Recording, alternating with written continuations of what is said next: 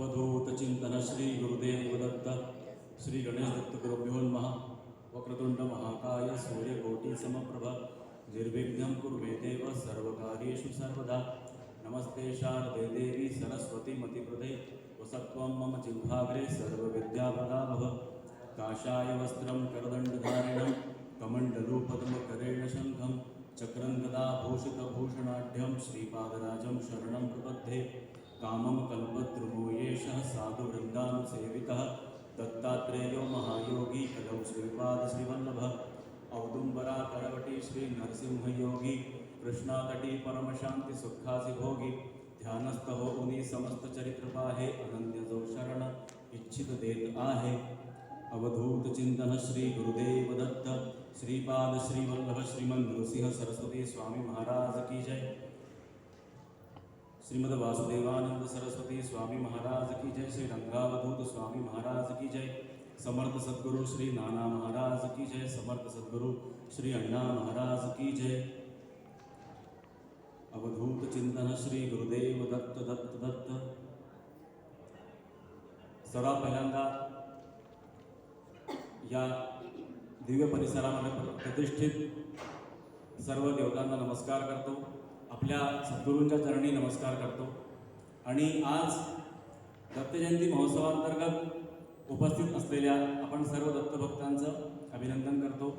आपण सर्वांना नमस्कार करतो।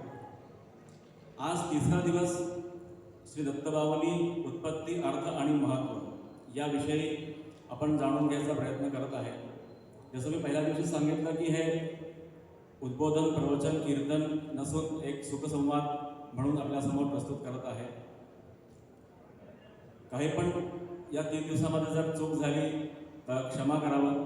आणि जर काही आपल्याला याच्यात चांगलं वाटलं तर हे माझ्या सद्गुरूंचा आशीर्वाद आणि माझे जे मार्गदर्शक आहे हरिभक्तपरायण श्री विवेक बुवा गोखले यांचा आशीर्वाद हे समजावा। आपण जेव्हा दत्तभावनीवरती चिंतन पाहतोय, आता आज तिसरा दिवस आहे। पहिल्या दिवशी आपण पाहिलं बाबजींचा म्हणजे श्री रंगावधूत स्वामी महाराजांचा जीवन परिचय। त्यांनी कसं संघर्षाने त्यांचं जीवन राहिलं, टेंबे स्वामी महाराज त्यांना भेटले आणि त्यानंतर त्यांनी दत्तभावनीची रचना कशी केली आणि कोणत्या परिस्थितीमध्ये त्यांना दत्तभावनीची कल्पना आली, त्यांनी रचना केली आणि दत्त महाराजांच्या आशीर्वादाने दत्तभावनी 4 फरवरी 1935ला लिहिली गेली। दत्तभावनी काय आहे आणि त्याच्यामध्ये कशाचं वर्णन दिलेलं आहे आपण पाहत असताना आपण पाहिलं की याला आपण 5 भागांमध्ये विभाजित करू शकतो। श्री दत्तात्रय जे आहे त्यांचं भगवान दत्तात्रयांचा उल्लेख, त्यांची कथा, श्रीपाद श्रीवल्लभ स्वामी महाराजांची कथा, श्री नरसिंह सरस्वती स्वामी महाराजांची कथा, दत्तभावनी वाचण्याचं महत्त्व आणि त्याची फलश्रुती। त्यानंतर आपण त्याला एक अंकित भागामध्ये करू शकतो की बापजींनी आपण सर्व दत्तभक्तांकडून दत्त महाराजांच्या चरणी विनवणी केली आहे किंवा आपण त्याला म्हणू शकतो ॲप्लिकेशन किंवा एक अर्ज दिलेला आहे की प्रत्येक 4-5 ओळीनंतर आपलं एक मागणी करतात ते दत्तप्रभूंकडे। आणि ते आपण काल पाहिलं कसं सहस्रार्जुन राजाला जर कल्याण केलं त्याला अनेक रिद्धी सिद्धी म्हणजे अनेक सिद्धी दिल्या त्याला आणि त्यानंतर शेवटी अंत्यमुक्ती महापदसार म्हणजे त्याला शेवटी परशुरामांच्या हातून त्याचा वध झाला आणि महेश्वरच्या ज्योतिर्लिंगमध्ये त्याची आत्मज्योती जेव्हा त्यांनी दिली हे आपण पाहिलं। विष्णू शर्माची गोष्ट पाहिली की कसं विष्णू शर्मांना दत्त महाराजांनी दर्शन दिलं। आता आज आपण याच्या पुढचं पाहू श्रीपाद श्रीवल्लभ स्वामी महाराजांचं च्या लीला आणि नरसिंह सरस्वती स्वामी महाराजांच्या लीला याच्यामध्ये आपण पाहू होता। सर्वात पहिल्यांदा आपण जसं रोज दत्तभावनीचा पाठ करतो तसं आपण आधी दत्तभावनीचा पाठ करू, त्यानंतर भजन करू आणि मग आज आपल्या सेवेला मी सुरुवात करेन। आपल्या सगळ्यांकडे दत्तभावनीचं हे आहे, आपण सुरू करू। अवधूत चिंतन श्री गुरुदेव दत्त। जय योगीश्वर दत्त दयाय तुझ एक जगमा प्रतिपाय। अत्रि अनसूया करी निमित्य प्रगट्यो जग कारण निश्चित। ब्रह्मा हरिहरनो अवतार शरणागतनो तारणहार। अंतर्यामी सतचित सुख बहार सद्गुरु विभुज सुमुख। सोळी अन्नपूर्णा करमाय शांती कमंडल कर सोहाय क्याय चतुर्भुज षडभुज सार अनंत बाहू तू निर्धार आग्यो शरणे बाळ अजान उठ दिगंबर चाल्या प्राण सोडी अर्जुन केरो साथ रिजयो पूर्वे तू साक्षात रिद्धी रिद्धी सिद्धी अपार अंते मुक्ती महापद सार दीघो वाजे केम विलंब तुझ विण मुजने ना आलंब विष्णु शर्म द्विज कार्यो एव जम्यो श्राद्ध मा देखी प्रेम जंभ दैत्य थी त्रास्या देव किधी मेहरते त्यात तखेव विस्तारी माया दितिसूत इंद्र करे हा नाव्यो तूर्त एवी लीला कै कै शर्व किधी वर्णवे कोते सर्व दोड्यो आयु सिद्धने काम कीधो ऐने ते निष्काम बोध्याय तुने परशुराम साध्य देव प्रल्हाद अकाम एवी तारी कृपा अगाध केम सुने ना मारो साथ गौड़ अंत ना देख अनंत माकर अधवच शिशुनो अंत जो ई द्विज स्त्री केरो स्नेह कयो पुत्र तू निस्संदेह स्मर्तु गामी कलितार कृपाळ तार्यो धोबी छेक गमार पेट पीड थी तार्यो विप्र ब्राह्मण शेठ उगार्यो क्षिप्र करे के मना मारी वार जो वाणी गम एक जवार शुष्क काष्ट नहीं आण्या पत्र कयो केम उदासीन अत्र जर जर बंध्या केरा स्वप्न कर्या सफल ते सुतना कृष्ण करी दूर ब्राह्मण नो कोड कीधा पूरण ऐना कोड बंध्या भैस दुजबी देव हरु दारिद्र्य ते तत खेव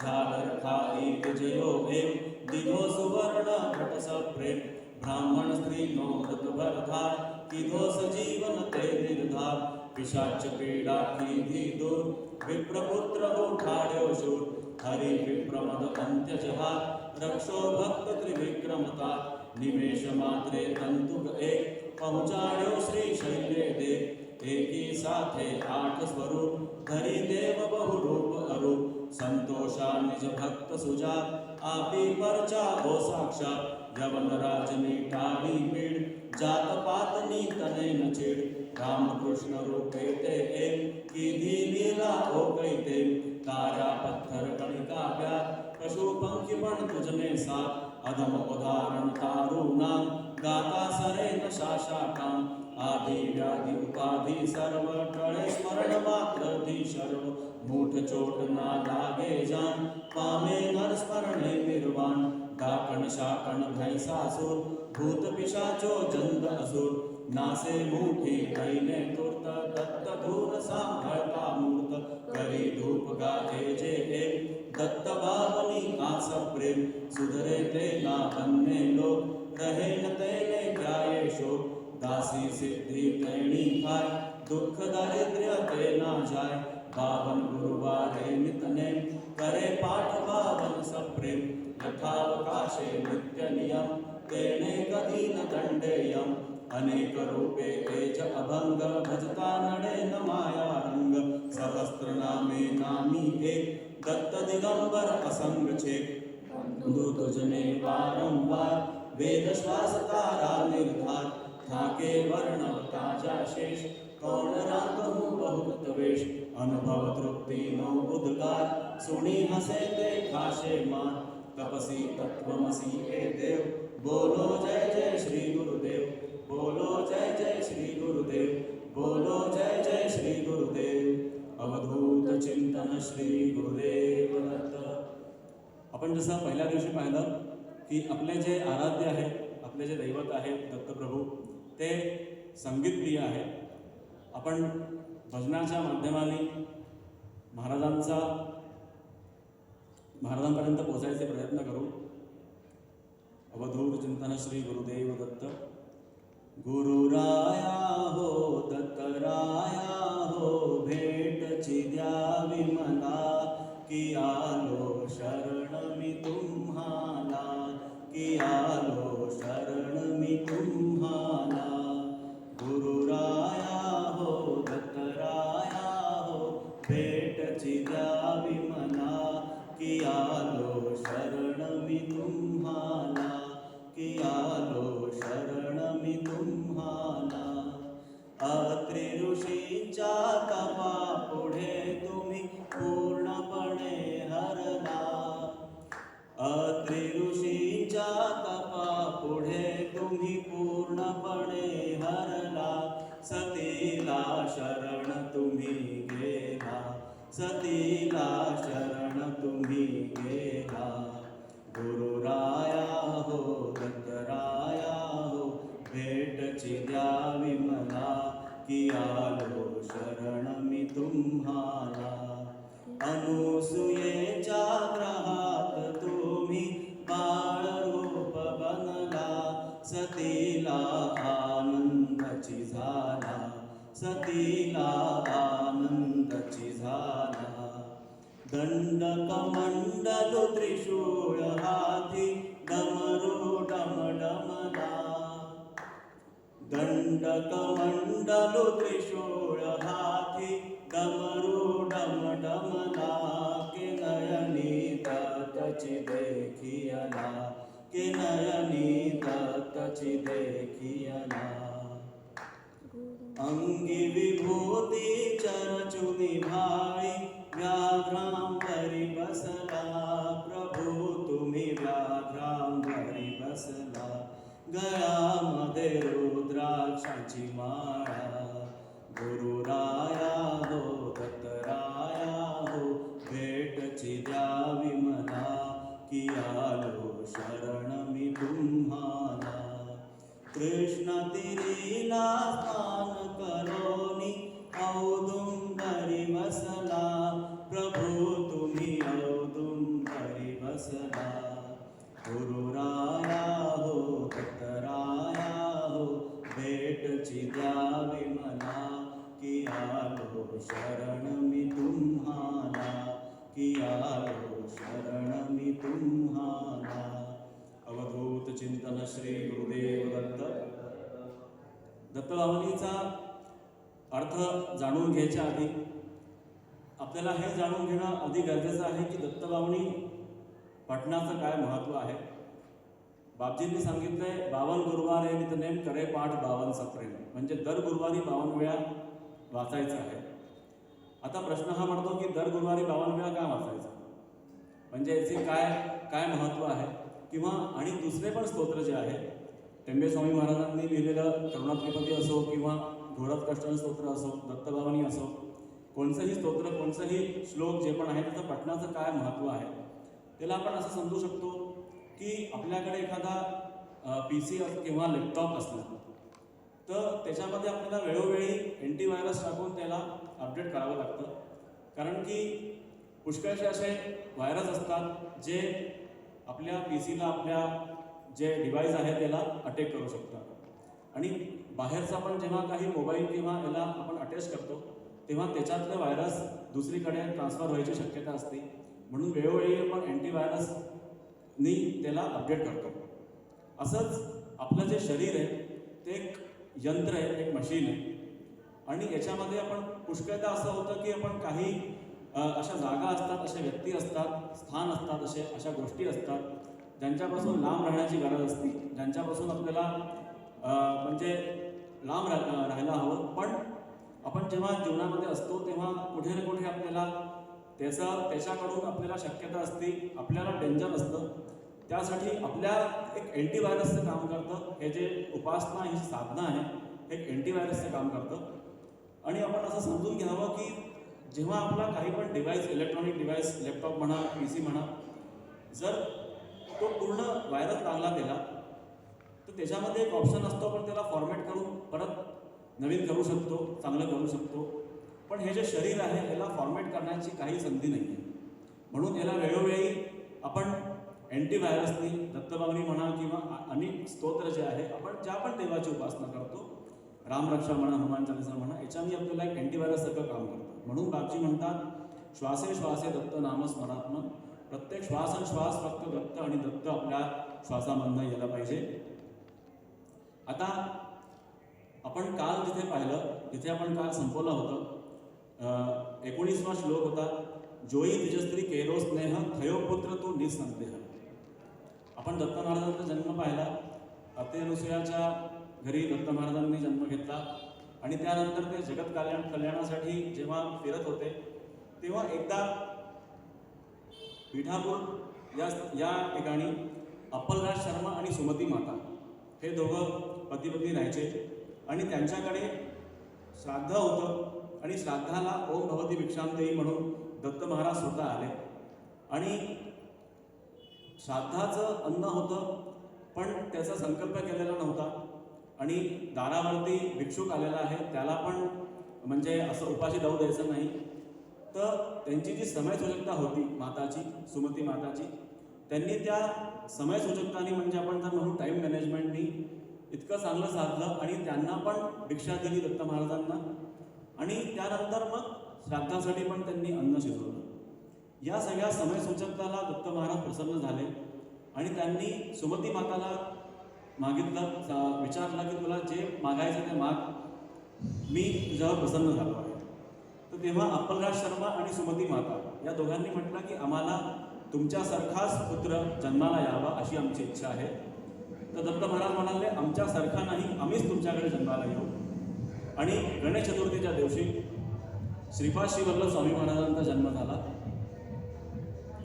जोई तुझस्त्री केरो स्नेह थयो पुत्र तू निसंदेह, म्हणजे ब्राह्मण स्त्रीच्या स्नेहाला तुम्ही मान दिला आणि थयो पुत्र तू निसंदेह म्हणजे काही संदेह न करता तुम्ही त्याचा पुत्र होणं स्वीकार केलं. स्मर्तुधामिकली तारकृपाळ तार्यो धोबी छेक तुम्हाला. श्रीपाद श्री वल्लभ स्वामी महाराजांच्या चरित्रामध्ये एक गोष्ट येते. जेव्हा श्रीपाद श्री वल्लभ स्वामी महाराज स्नानाकरता कृष्णामाईमध्ये जायचे तेव्हा जेव्हा ते स्नानाला जायचे तर तिथे रोज एक धोबी रजक जातीचा रजक होता तो त्यांच्या दर्शनासाठी यायचा आणि दर्शनासाठी तो लांब उभा राहायचा. त्याला असं वाटायचं की हे ब्राह्मण आहे, कोण आहे, तपस्वी पुरुष आहे, अवतारी पुरुष आहे. पण त्याला फक्त त्यांनी नवविधानोक्तीमधनं एक जी नमन भक्ती आहे ती निवडली होती. रोज त्यांना नमस्कार करायचा. ते वाटेवरनं जायचे, त्यांना फक्त नमस्कार करून तो लांबनं पाहायचा. असं त्यांनी 12 वर्ष केलं. एकदा आपण जसं पाहिलं जय योगेश्वर दत्त दयाळ, आपले जे दत्तप्रभू आहेत ते खूप दयाळू आहेत. एकदा यांना महाराजांना दया आली आणि त्यांनी विचारलं, त्याला जवळ बोलवलं आणि त्याला विचारलं की तुला काय हवंय तू सांग, मी तुझ्यावर प्रसन्न झालोय. आज 12 वर्षापासून तू मला नमस्कार करतोय, मी तुझ्यावर प्रसन्न झालोय, मला सांग तुला काय हवंय. तर तो जो रजक होता तो पाहायचा की तिथला एक राजा होता. तो आपल्या प्रजाबरोबर त्याच्या राण्या होत्या त्यांच्याबरोबर तो आखेटवर जायचा, जलक्रीडा करायचा, आणखी महलामध्ये राहायचा. त्याला ते कुठे ना कुठे त्याला असं वाटायचं की आपण पण राजा झाला पाहिजे, आपल्याला पण ही सगळी जे वैभव आहे ते प्राप्त झालं पाहिजे, संपन्नता आपल्याला प्राप्त झाला पाहिजे. तर त्यासाठी त्यांनी महाराजांना मागितलं, श्रीपाद श्री वल्लभ स्वामी महाराजांना, की मला पण राजा व्हायचं आहे, पण आता माझं वय झालेलं आहे, तर माझी एक विनवणी आहे की तुम्ही पुढच्या जन्मी माझा राजा करा. तर महाराज प्रसन्न होते. महाराजांनी म्हटलं तथास्तु, पुढच्या जन्मी तू राजा होशील. पण हा धोबी तसा स्वार्थी म्हणता येईल त्याला की त्यांनी आपलं मागून घेतलं, पण भक्त होता. 12 वर्षापर्यंत त्यांनी एक सातत्याने महाराजांना नमस्कार केला होता, तर भक्ती होती त्याची. तर त्यांनी एक गोष्ट अनेक मागितली की पुढच्या जन्मी जेव्हा मी राजा होईल तेव्हा मला हे विसर नका होऊ देऊ किंवा ही जाणीव असू द्या की मी कोणामुळे राजा झालेलो आहे, आणि पुढच्या जन्मी जेव्हा पण मी राजा बनेल तेव्हा तुम्ही मला दर्शन द्यायचं, ही मी तुमच्याकडनं मागतो, असं त्यांनी मागितलं. दत्त महाराजांनी, श्रीपाद श्री वल्लभ स्वामी महाराजांनी तथास्तु म्हटलं.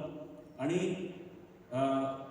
आता इथे दत्तभावनीचं आपण जर म्हटलं तर श्रीपाद श्री वल्लभ स्वामी महाराज जे दत्त महाराजांचे प्रथम अवतार आहे, त्यांचं बापजींनी ही 2 गोळ्या त्यांना दिलेल्या आहेत. दत्त श्रीपाद श्री वल्लभ चरित्रामृत खूप अगाध आहे, जसा भगवान कृष्णांचा लीला आहे तसाच श्रीपाद श्री वल्लभांच्या लीला पण खूप अगाध आहे. आता याच्यामध्ये पुढची जी ओवी आहे 21वी ओवी आपण पाहू. पेट पीडती तार्यो विप्र ब्राह्मण शेठ उगार्यो क्षिप्र, करे केमना मारी वार जो आणि नो एक जवान. पुरोपूरला गुरवपूरला अंबा आणि श्रीधर म्हणून पती पत्नी राहायचे. आणि तिथे त्या दोघांना पीडा होती. त्यांचे संतान व्हायची आणि ती जगत नव्हती. असे त्यांना 3-4 पुत्र झाले, पण ते जगले नाही. आणि एक पुत्र जगला, पण तोही मानसिक रूपेनं म्हणजे दिव्यांग होता आणि त्यानंतर त्याचाही मृत्यू झाला. तर हे खूप जास्त त्रस्त होऊन एकदा आत्महत्या करायला निघाले. आणि तेव्हा तिथे श्रीपाद प्रभू होते. तर श्रीपाद श्रीवल्लभांनी जेव्हा यांना पाहिलं, यांना सांगितलं की तुम्ही आत्महत्या कशाला करायला निघाला. त्यांनी कारण सांगितलं. त्यांनी सांगितलं की आत्महत्यासारखा पाप नाही आहे. त्यांनी सांगितलं की तुम्ही शनी प्रदोष व्रत करा आणि शनी प्रदोष व्रत केल्याने तुमच्याकडे एक दिव्य असा बालक जन्माला येईल. पण हे पुढच्या जन्मी होईल आणि पुढच्या जन्मी मीच तुमच्याकडे जन्म घेईल. आता पुढच्या जन्मी हे अंबा आणि यांचे पती यांचा जन्म झाला कारंजाला. आणि कारंजाला यांच्याकडे बालक जन्माला आला. त्याचं नाव ठेवलं गेलं शालिग्राम देव. आणि शालिग्राम देव त्याचं जे म्हणजे हे नाव होतं, पण जे असं नाव होतं ते नरहरी होतं. प्रसिद्ध नाव जे झालं ते नरहरी झालं आणि तेच श्रीमंत नरसिंह सरस्वती स्वामी महाराज म्हणून प्रसिद्ध झाले. आता हे नरहरी बाया जेव्हा लहान होतं तेव्हा हे काहीच नव्हतं बोलत. फक्त ओंकार, ओम हा उच्चारण करत होते. बाकी काहीच बोलत नव्हते. यांचं वय 8 वर्षाचं झालं, तोपर्यंत काही बोलत नव्हते. तर मातापिताला खूप काळजी वाटली की 8 वर्षाचा मुलगा झालेला आहे पण काही बोलत नाही आहे. आणि त्यांनी उपचार केले. पण जो बालक होता त्यांनी खून करून सांगितलं की माझा उपनयन संस्कार करा, तेव्हाच मी बोलेन. आणि त्यांच्या आज्ञेनुसार उपनयन संस्कार झाला. आणि उपनयन संस्कार करता क्षणी तो जो बाळ होता तो वेदपाठ करू लागला. आणि त्यानंतर त्यांनी सांगितलं की मी आता माझं जे जीवन आहे ते लोककल्याणासाठी आहे, मी संन्यास घेत आहे. आणि आईवडिलांना सांगितलं की आता मी माझं जे जीवन आहे ते मी लोककल्याणासाठी अर्पण करतो आहे. असं करून ते निघून गेले तिथनं. आणि त्यानंतर म्हणजे हे कारंजाला होते. त्यानंतर मग वाडीला आले, नरसिंहवाडीला आले. तिथे यांनी नरसिंहवाडीमध्ये 12 वर्ष तपस्या केली, औदुंबरवाडीमध्ये तपस्या केली. त्यानंतर जे जीवन होतं ते काशीला काही वर्ष राहिले. आणि त्यानंतर जे जीवन होतं ते पूर्ण गाणगापूरला राहिले. आपण जे गुरुचरित्र वाचतो, गुरुचरित्राच्या ज्या कथा आहेत त्या जास्त करून सगळ्या ज्या आहेत ते गाणगापूरच्या लीला आहे महाराजांच्या, नरसिंह सरस्वती स्वामी महाराजांच्या. तर पेट पीडती तारे विप्र ब्राह्मण शेठ उगारे क्षिप्र. गोदावरीला नाशिकला महाराज आपल्या शिष्यांबरोबर जेव्हा आले तर गोदावरी जी आहे नदी ती गौतम ऋषींनी इथे आणलेली आहे, म्हणजे गंगाच म्हणतात तिला. एकदा काय झालं की गौतम ऋषी आपल्या ध्यान अवस्थामध्ये बसलेले होते एका वनामध्ये. आणि ते खूप म्हणजे चिरसमाधीमध्ये होते. आणि तेवढ्यात काय झालं की तिथे खूप म्हणजे असं तुफानसारखं आलं, आंधी तुफान असं आलं. आणि तिथे एक खूप जे जनावर असतात ते म्हणजे असे हे आले. आणि एक गाय होती, ती त्यांना खूप जास्ती त्यांच्या ध्यानामध्ये त्यांना खूप व्यवधान होत होतं त्या गायीमुळे. आणि म्हणून त्यांनी तिथे गर्भ होता तो मंत्रवून त्यांनी तो गर्भ त्या गायीला मारला. पण तो गर्भ जो होता तो त्या गायीला म्हणजे शूळप्रमाणे लागला आणि त्या गायीचा तिथेच मृत्यू झाला. तर त्यांना गोहत्याचा पाप लागला.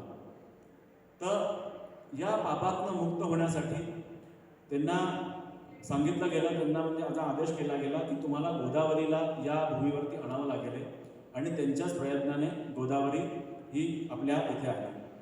तर नाशिकला जेव्हा स्वामी महाराज होते, नरसिंह सरस्वती स्वामी महाराज आपल्या शिष्यांबरोबर, तर तेव्हा त्यांनी पाहिलं की एक ब्राह्मण होता, तो तिथे आत्महत्या करण्यासाठी म्हणजे अगदी आतुर होता आणि तो आत्महत्या करणार होता. तर त्यांनी विचारलं, त्यांनी जाणून घेतलं की हा आत्महत्या करायला निघाला आहे. त्यांनी विचारलं की काय झालं. तर तो त्याला पोटाची व्याधी होती, म्हणजे तो काही पण खायचा तर त्याला त्रास व्हायचा. अन्नाचा एक कण पण त्याला म्हणजे हे झालं होतं की तो जर अन्नाचा एक कण पण जर त्यांनी खाल्ला तर त्याची मृत्यू होऊन जाईल, असा त्याचा हे होतं. तर महाराजांनी पूर्ण त्याला विचारलं, त्याला जाणून घेतलं की त्याला काय व्याधी आहे. आणि त्याच्याबरोबरचे होते, महाराजांच्या बरोबर होते, त्यांना सांगितलं की याला घेऊन जा आणि आपोप अन्न द्यावे, म्हणजे याला मिष्ठान्न आणि वडे जे असतात, वडे आणि खीर हे खिलवा. तर सगळ्यांनी म्हटलं की याला जर एक सुद्धा अन्नाचा दाना दिला तर हा मरून जाईल. पण महाराजांनी सांगितलं की नाही, मी सांगतोय याला घेऊन जा आणि याला वडे आणि खीर खाऊ घाला. तर त्यांनी जसं वडे खीर हे खाल्लं, त्याची जी पोट दुखायची जी व्याधी होती, पेट पीडती तारवित्र ब्राह्मण शेठ उगारे क्षिप्र, म्हणजे त्याची जी उदरची जी व्याधी होती ती दूर झाली. करे केमना मारी वार जो आणिगम एक जवान. जसं मी सांगितलं की प्रत्येक 2-4 श्लोक नंतर 2-4 पोळ्यानंतर बापजींनी आपली एक अर्ज किंवा आपली एक ॲप्लिकेशन महाराजांसमोर ठेवली आहे. तर बापजी म्हणतात, करे केमना मारी वार जो आणिगम एक जवान, म्हणजे माझी परत त्यांचं की माझी आवाज किंवा माझी विनवणी तुम्ही का नाही ऐकत. जो आणिगम एक जवान, म्हणजे मी एकदा आपल्याकडे आलो आहे आपली विनवणी घेऊन, तर माझं कल्याण करा, माझं ऐका. शुष्क काष्टणे आण्यापत्र थयो केम उदासीन अत्र. एकदा नरसिंह सरस्वती स्वामी महाराज गाणगापूरला असताना कृष्णा भीमामाच्या संगमावरती स्नानाला जात होते आणि तिथे एक ब्राह्मण होता, तो कोडग्रस्त होता आणि त्याच्या पूर्ण अंगावरती कोड आलेला होता. त्यांनी महाराजांना प्रार्थना केली की मी कोडने ग्रस्त झालेलो आहे आणि मला खूप जास्ती त्रास होऊन झाला या कोडाचा, याला बरं करा. तर महाराजांनी तिथून एक लाकूड थोडा चालला होता आणि त्याच्या डोक्यावरती टोपलीमध्ये काही ज्याला म्हणतो आपण सुखी लकडी, म्हणजे लाकूड ठेवलेले होते वाळलेले, ते त्याच्याकडनं घेतले आणि त्याला असं ठेवून दिलं जमिनीवरती. आणि या ब्राह्मणाला सांगितलं, ज्याला कोड आलेला होता त्याला, की रोज या लाकडाचे हे तुकडे यांना रोज पाणी द्यायचा आणि ज्या दिवशी या लाकडाच्या तुकड्यांवरती या लाकडाला पल्लव फुटेल त्या दिवशी तुझं कोड बरं होईल. आता हे असं आपण जर पाहिलं तर हे म्हणजे इम्पॉसिबल आहे, कारण की एक वाळलेली लाकडी आहे, त्याला नुसतं पाणी देऊन ते हे होत नाही. पण असं म्हणतात की जगारहाटीचे विरुद्ध जे सांगतात ते सद्गुरू असतात. तिथे जे लोक होते त्यांनी याचं टिंगल केली की कोणीतरी तुला काही सांगून दिलेलं आहे, आणि जे मानत नव्हते महाराजांना की कोणी पण तुला काही सांगून दिलं आणि तू हे मानून घेतलेलं आहे. पण त्याची श्रद्धा होती, त्याची भक्ती होती, तर तो रोज पाणी टाकायचा, रोज पाणी घालायचा आणि असं तो सातत्याने करायचा, पूर्ण निष्ठेने करायचा. एकदा काय झालं की महाराजांनी पाहिलं की हा कितीतरी दिवस सातत्याने करतो आहे. महाराज एकदा जाता जाता महाराजांनी आपल्या कमंडलूमधनं 2 थेंब तीर्थ त्या शुष्क काष्टावर टाकलं आणि निघून गेले. आणि त्यानंतर जेव्हा सगळे लोक एकत्र झाले आणि हा जो ज्याला कोड आलेला होता हा पण तिथे होता आणि यांनी जसंच त्या लाकडावरती पाणी टाकलं तसंच त्याच्यावरती पल्लव फुटलं.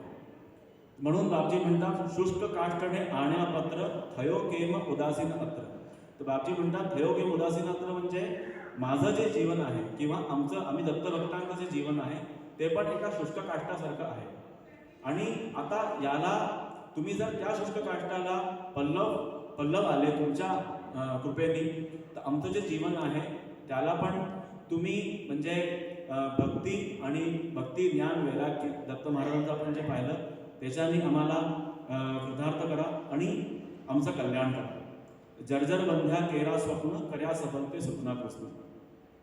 जसं आपण याच्यावरनंच आपल्याला कळतं की बंध्या होती, एक बंध्या स्त्री होती, तिला काही मूलबाळ नव्हतं, पण महाराजांच्या कृपेने महाराजांनी तिला काही सांगितलं करायला, त्यानंतर तिला पुत्र आणि कन्या दोघांची प्राप्ती झाली. करी दूर ब्राह्मण कोड कीधा पूरण ऐना कोड. बापजी इथे सांगतात, गुरुचरित्रातली गोष्ट आहे. एक ब्राह्मण होता, तो तुळजाभवानीचा भक्त होता आणि तुळजाभवानीचा भक्त असून तो चंद्रला परमेश्वरी देवीचा भक्त होता आणि तो कोड आलेला होता, त्याच्या अंगावरती पूर्ण कोड होता. तर तो तुळजाभवानीचा भक्त असल्याने देवीची पूर्ण ती उपासना करायचा, आराधना करायचा आणि त्याच्या मनामध्ये एकच गोष्ट होती की आपला कोड जो आहे तो बरा झाला पाहिजे. आणि पण तर त्याला काही बरं वाटत नव्हतं, म्हणजे तुळजाभवानीच्या उपासनेने पण बरं नव्हतं वाटत आणि चंद्रला परमेश्वरीच्या देवीच्या उपासनेने पण बरं नव्हतं वाटत. तर त्याला ही शंका होती मनामध्ये की काहीतरी आपले पूर्वजन्माचे काही असतील आहे, त्यामुळे आपण काही पातक केलं असेल, त्यामुळे आपल्याला बरं नाही वाटत आहे. असंच एकदा तो झोपला होता. रात्री त्याला स्वप्नामध्ये तुळजाभवानी माता आल्या आणि आईने त्याला सांगितलं की गाणगापूरला मनुष्य रूपामध्ये दत्त स्वरूप श्रीमंत नरसिंह सरस्वती स्वामी महाराज वास्तव्य करून आहे. तू त्यांच्याकडे जा आणि त्यांच्याकडे गेल्यावर तुझा पूर्ण पोट ठीक होईल. असं त्याला आदेश झाला. पण त्याच्या मनामध्ये एक म्हणजे शंका होती की जेव्हा तुळजाभवानीसारखी आई देवी माझं हे कोड, माझा हे जी पीडा आहे ती ठीक करू शकत नाही, तर मी एक मनुष्य मला कसा ठीक करेल? मी एका मनुष्याकडे जाईन तर तो मला कसा ठीक करेल? पण चूंकि आदेश होता, त्याला जायचं होतं.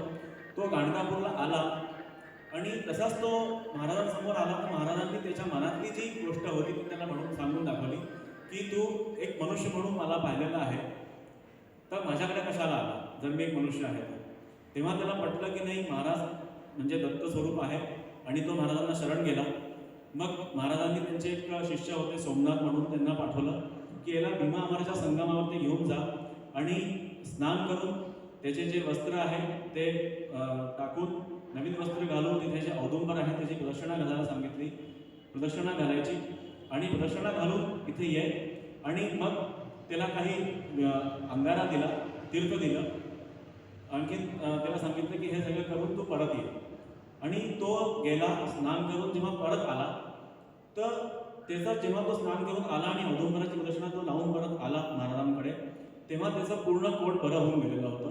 फक्त किंचित जंगेचे राहिले, म्हणजे जंगावरती त्याच्यात थोडासा एक स्पॉट म्हणू शकतो हा कोणाचा राहून गेला होता.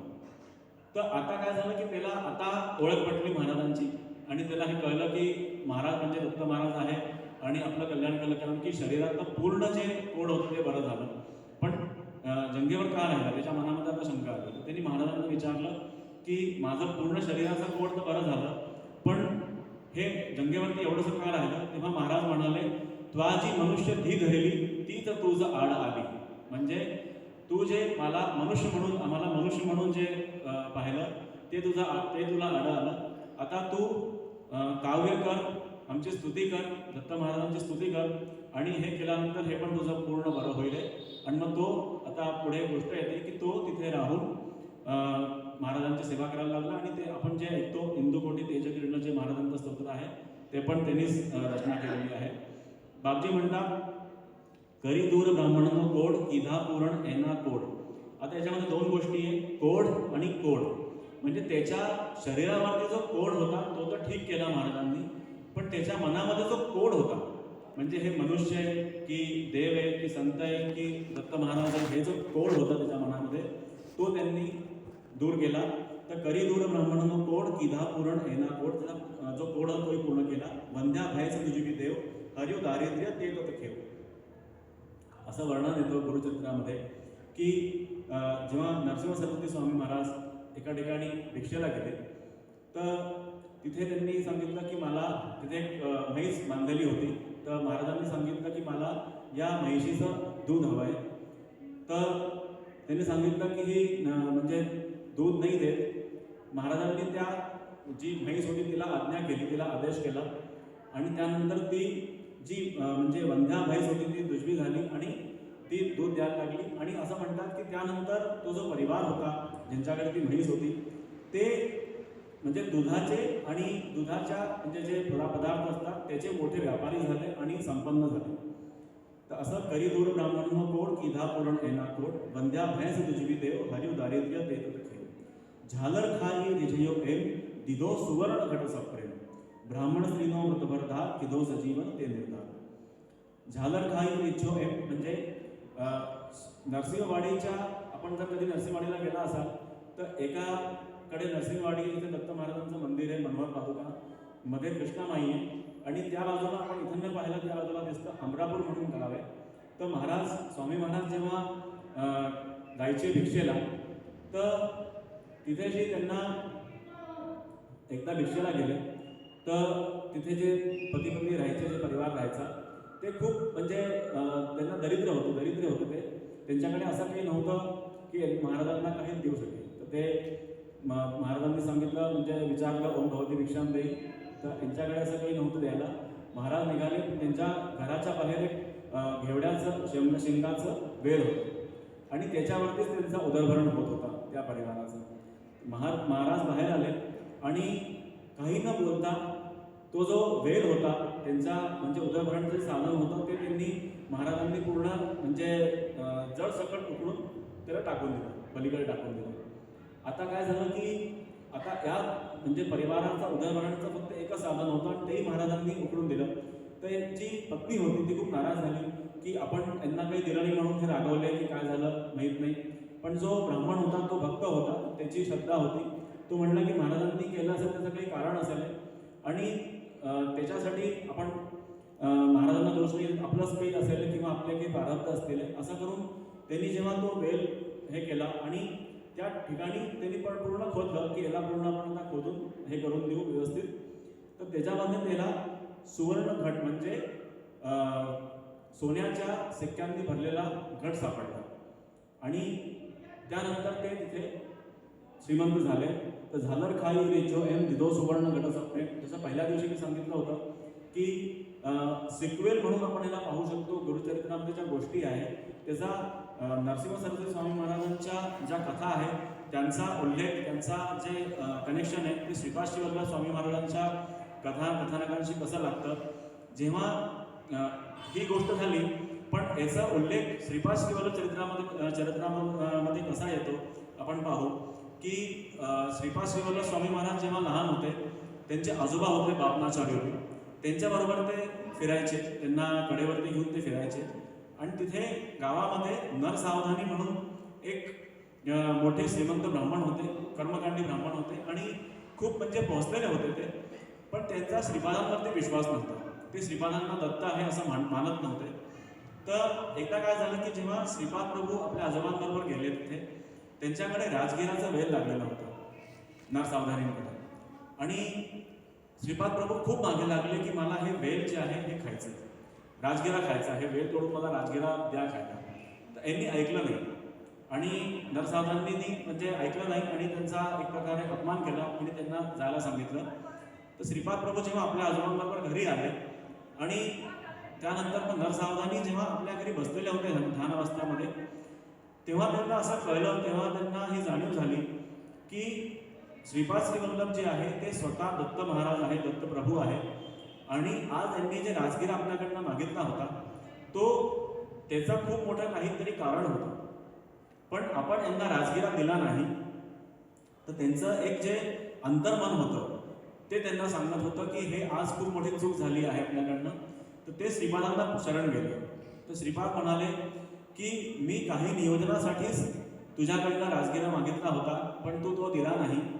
आता तू 7 जन्म दरिद्र होशील आणि त्यानंतर जेव्हा तू जन्म घेशील ब्राह्मण म्हणून तेव्हा मी नरसिंह सरस्वती म्हणून येईन आणि तुझ्या घरच्या बाहेरचा जो वेल राहील तो उपटून तुला सुवर्ण घट प्रदान करणे, तेव्हा तुझं दारिद्र्य दूर होईल.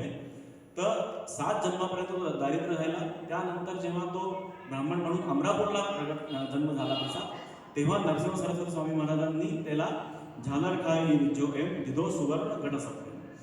ब्राह्मण स्त्रीनो मृतभरधार किदो सजीवन ते निर्धार.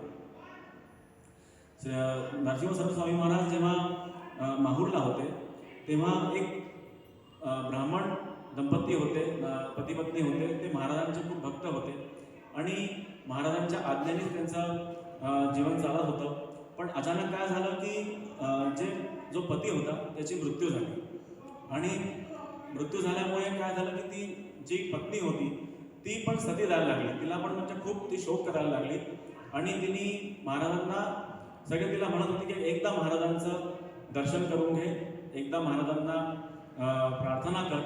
ती महाराजांजवळ गेली आणि तिच्या नवऱ्याचं जे तिचा पतीचं जे शव होतं ते घेऊन तिथे गेले महाराजांजवळ.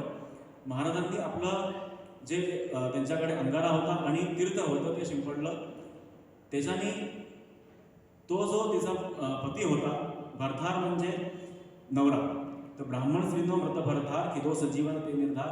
जेव्हा महाराजांनी त्याला तीर्थ शिंपडलं आणि अंगारा दिला खायला तेव्हा तो उठून बसला आणि उठून बसला आणि तो परत म्हणजे आपण म्हणू शकतो की तो जिवंत झाला. आता तो म्हणजे तिची जी ती शोक करत होती, तिचं दुःख दूर झालं. हा जो मेलेला होता हा जिवंत झाला. महाराजांच्या कृपेने सर्व यांचं परत सुरू झालं. पण तिथे जे उपस्थित काही लोक होते, आपण त्याला म्हणतो, आपण आजच्या याच्यामध्ये आपण म्हणू की काही लोक असे होते जे ओव्हर स्मार्ट होते. त्यांनी म्हटलं महाराजांना की तुम्ही ब्रह्मविधानमध्ये दखल नाही देऊ शकत. जर याचं या ब्राह्मणाचं वय किंवा आयुष्य जेवढं ब्रह्मानी जेवढं केलेलं आहे तेवढंच होतं आणि तुम्ही याला परत जिवंत करून कुठे ना कुठे याचा जे काळामध्ये तुम्ही डिस्टर्ब केलेलं आहे. आपण जसं काळ पाहिलं की जय योगेश्वर दत्त दयाळाचं पण अर्थ पाहताना पाहिलं की मोठे मोठे योगी तपस्वी ऋषीमुनी जे आहेत ते तर श्रीपाद वल्लभांना दत्त महाराजांना आज्ञा घेतातच त्यांची. पण शनी महाराज आणि काळ म्हणजे आपण जो म्हणतो की मृत्यू हा पण दत्त महाराजांसमोर हात जोडून उभा राहतो आणि हा पण दत्त महाराजांच्या आज्ञेनेच त्यांच्या भक्ताला जातो. म्हणजे असं म्हणतात की श्रीपाद वल्लभामध्ये एक गोष्ट येते की एक त्यांचा भक्त असतो, त्याला 7:30 यायची असते. तर शनी महाराज दत्त महाराजांना विचारतात श्रीपाद वल्लभांना की तुमचा हा भक्त आहे, तर याला 7:30 मला द्यायची आहे, तर मी 7:30 कशी देऊ याला? तर महाराज म्हणतात की तुला द्यायची 7:30 तू दे, मला काय करायचं ते मी पाहिलं. तर असं वर्णन आहे की त्याला 7.5 वर्ष जे भोगायचं असतं ते महाराजांच्या कृपेने त्याला फक्त 7.5 आपण आपल्या भाषेत म्हणून तो 7.5 मिनिटात तो फक्त पडतो आणि त्याची 7:30 दूर होते. तर असं महाराज त्याचं हे दूर करतात. याचप्रमाणे जेव्हा नरसिंह सरस्वती स्वामी महाराज या ब्राह्मणाला जिवंत करतात, तर जेव्हा लोक म्हणतात की तुम्ही ब्रह्मविधानामध्ये दखल दिलेलं आहे, तर महाराज म्हणतात की ब्रह्मविधानामध्ये दखल नाही दिला आहे मी फक्त नियम बदलला आहे. आणि असं म्हणतात की वेळोवेळी आपल्या भक्तांच्या रक्षणासाठी आणि भक्तांच्या कल्याणासाठी प्रभू जे आहेत म्हणजे जे देव आहे ते आपले नियम आपले जे त्यांचे आपण म्हणू शकतो रूल्स आहेत ते चेंज करतात आपल्या हिशोबाने. की जर हा माझा भक्त आहे तर याला माझ्या हिशोबाने महाराजांनी सांगितलं की हा माझा भक्त हा मला हवा आहे म्हणून याला जिवंत केलं. याच्याबद्दल कवी बिंदू आहे त्यांनी खूप छान लिहिलंय. प्रबल प्रेम के पाले पढ़कर प्रभु को नियम बदलते देखा, अपना मान टले टल जाए भक्त का मान न टलते देखा, जिसकी केवल कृपा दृष्टि से सकल विश्व को पलते देखा, जिसकी केवल कृपा दृष्टि से सकल विश्व को पलते देखा, उसको गोकुल में माखन पर 100 बार मचलते देखा, उसको गोकुल में माखन पर 100 बार मचलते देखा, जिनका ध्यान विरंची शंभू, विरंची म्हणजे ब्रह्मा, जिनका ध्यान विरंची शंभू सनकादिक न संभलते देखा, उसको बाल सखा मंडल में लेकर गेंद उछलते देखा, जिनके चरण कमल कमला के. आपण पाहिलं काल दत्त स्वरूप म्हणजे विष्णू स्वरूप आहे आणि आपण म्हणतो दिगंबरा दिगंबरा श्रीपाद वल्लभ दिगंबरा. तर दिगंबराचा अर्थ आपण काल पाहिला.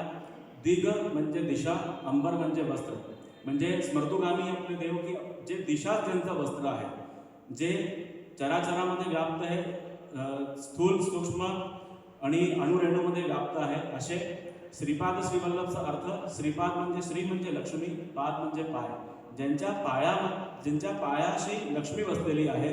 वल्लभ म्हणजे स्वामी, श्री म्हणजे लक्ष्मी, की ज्यांचे स्वामी म्हणजे लक्ष्मीचे जे स्वामी आहेत असे श्रीपाद श्रीवल्लभ. दिगंबरा दिगंबरा श्रीपाद वल्लभ दिगंबरा म्हणून कवी बिंदू जे आहेत ते लिहितात, जिनके चरण कमल कमला के करतल से न निकलते देखा. म्हणजे जेव्हा शेषय्यावरती भगवान विष्णू विराजमान आहे आणि लक्ष्मी माता स्वयं त्यांचे पाय दाबत आहे आणि ते म्हणजे त्यांची इच्छा असल्या सुद्धा ते आपले पाय काढू शकत नाही, असं लक्ष्मींच्या हातामध्ये त्यांचे पाय आहे. तर जिनके चरण कमल कमला के करतल से न निकलते देखा, उनको ब्रिज की कुंज गलिन में कंटक पथ पर चलते देखा, अपना मान टले टल जाए भक्त का मान न टलते देखा, प्रभु को नियम बदलते देखा.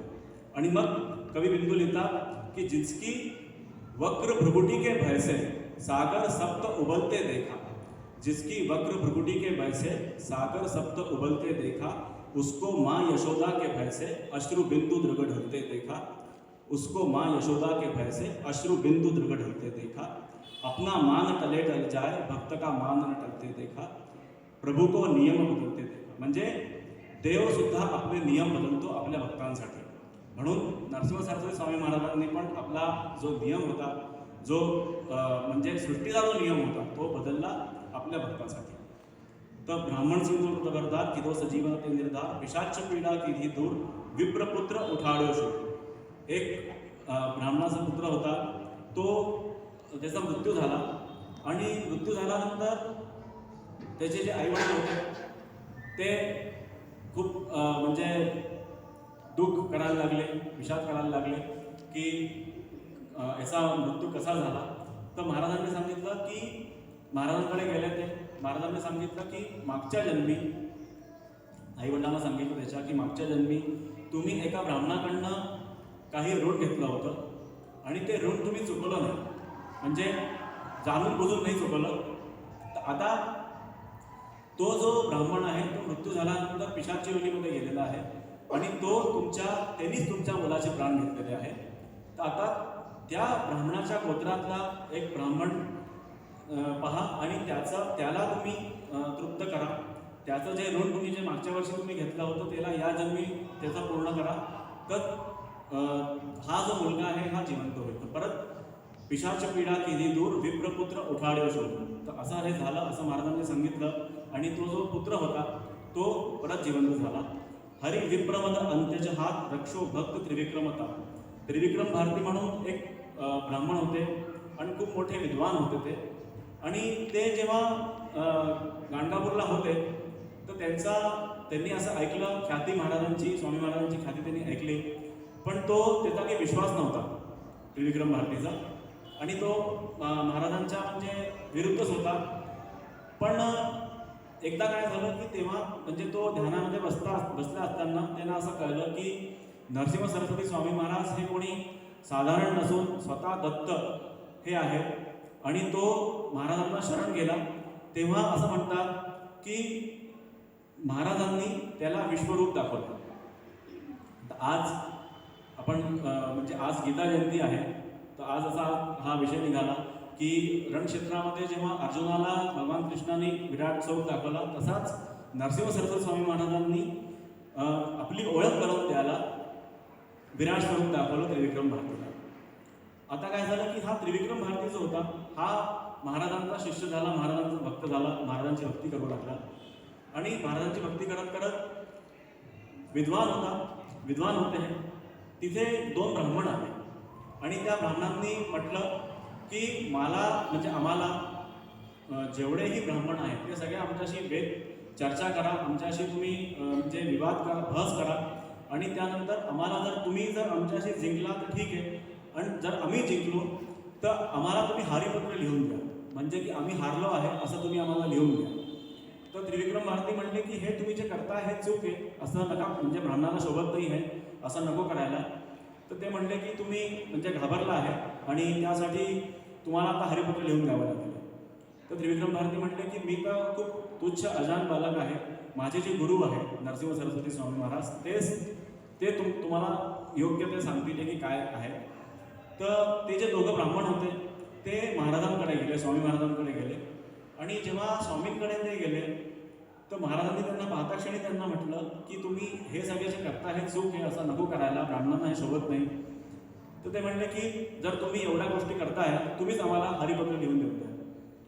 तर तेव्हा महाराजांना असं वाटलं की आता काहीतरी आपली ओळख यांना पटवून देणं गरजेचं आहे आणि महाराजांनी त्यांना म्हटलं की तुम्ही, तर ते नाही ऐकलं त्यांनी की म्हणे आम्ही तर तुमच्याशी म्हणजे आम्हाला हे करायचंच आहे, याच्यावर चर्चा करायची आहे आणि आम्ही जर जिंकलो, आम्हाला पूर्ण विश्वास आहे की आम्हीच जिंकू आणि आम्ही जिंकल्यानंतर तुमच्याकडनं आम्हाला हरिपत्र हवं.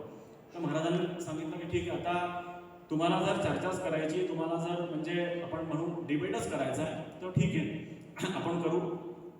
महाराज बसलेले होते आणि तिथनं एक अंत्यज चालला होता. अंत्यज म्हणजे समाजातला अंतिम व्यक्ती, म्हणजे आपल्या डोक्यावरती ज्याला आपण म्हणतो मेला ढोलेवाला, तर तो व्यक्ती होता. तो आपल्या डोक्यावरती याच्यामध्ये टोपलीमध्ये घेऊन चालला होता, घाण घेऊन चाललेला होता, शूद्र म्हणू शकतो त्याला.